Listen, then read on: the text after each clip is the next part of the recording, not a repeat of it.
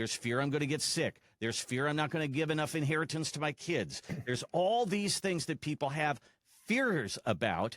Oh, absolutely. You know, I think to what you said, there's really two sides of retirement. We work so hard 25, 30 years of our lives for those golden and joyful days. Mm-hmm.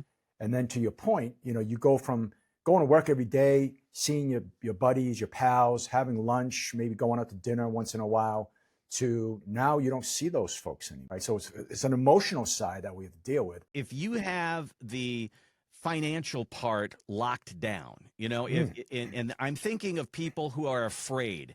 We use that fear, the fear of running out of money. If you sit down with somebody and have that part locked down so that they know they're not going to run out of money, they have this spendable income, doesn't that help with that adjustment? So important. This other side, which is the financial, right? Mm-hmm. Making sure that you are in the best possible position as you can be, that's something that we can certainly help with. And I would say of the three sort of areas that people worry about as they go into retirement, one, you hear it from almost 99% of people, which is the money part. Am I going to be okay? Did I save enough? Am I going to run out?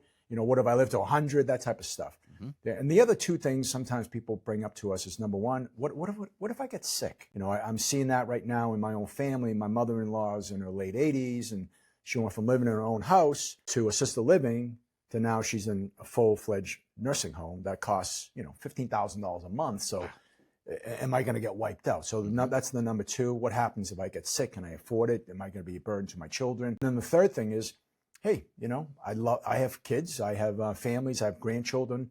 I'd love to give them a little bit of a stepping stone. Can I help them now? Can I help them when I pass away? So how do I leave an inheritance?